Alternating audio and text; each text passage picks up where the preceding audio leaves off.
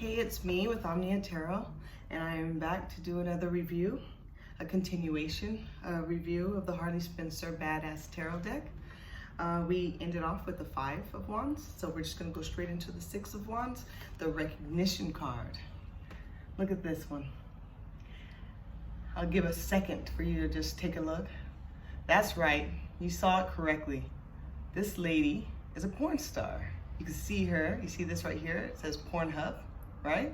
Her face is on the back of the bus, and she's walking across the street like she is so happy. She is so proud. She's getting the public recognition that she feels that she deserves. You can see the two men staring and gawking at her, maybe even catcalling to her, giving her some type of recognition of the hard work that she's put in.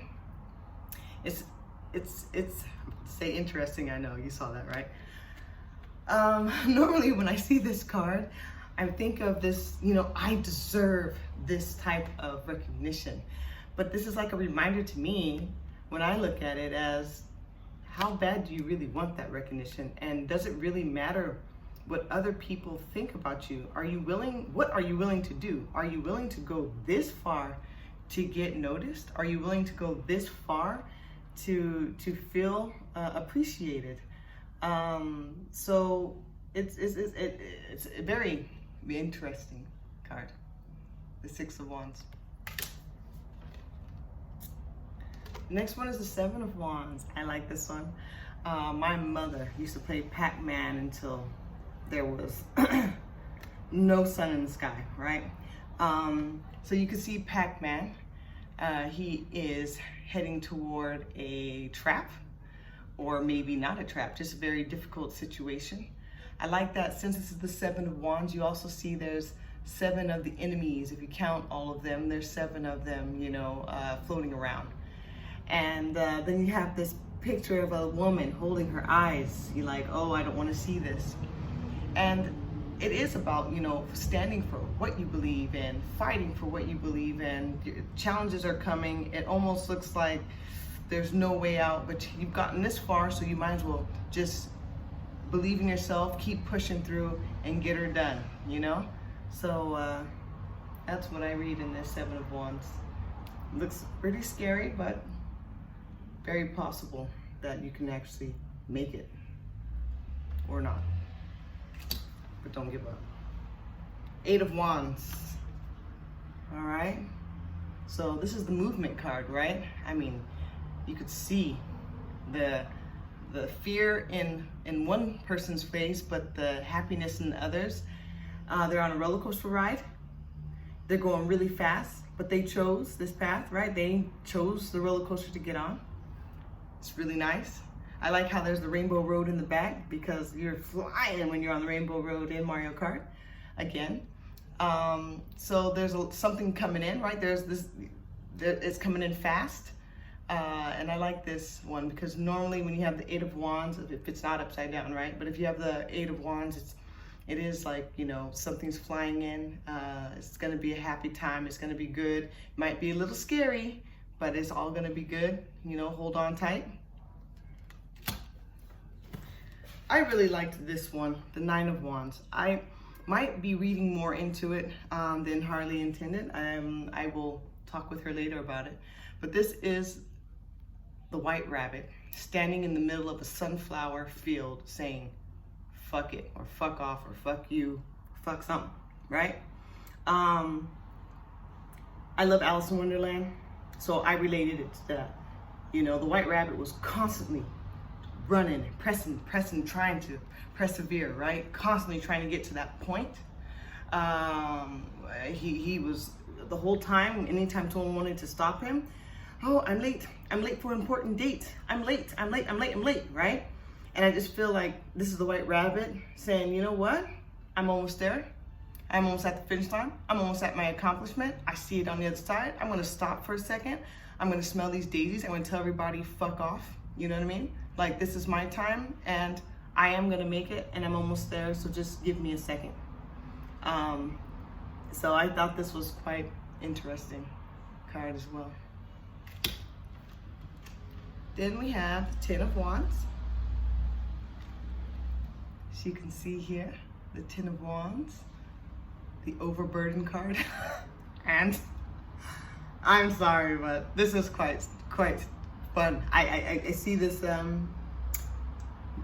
heavy person sitting on top of a man. I'm thinking it's a woman.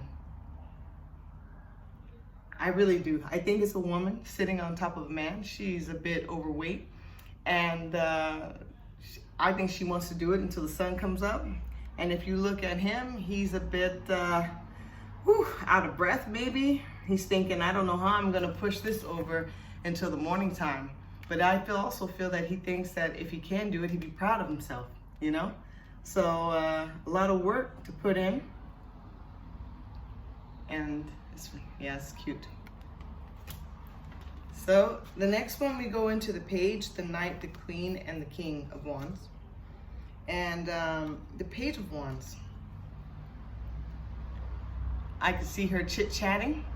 The Page of Wands is always about some type of, you know, message, right? Coming in, making you a little bit happier or excited, shifting your emotions just a little bit, hopefully in the good direction. I know that when the Page of Wands is upside down, we tend to say this is like gossipy, you know, type of behavior, and so it could also be read this way.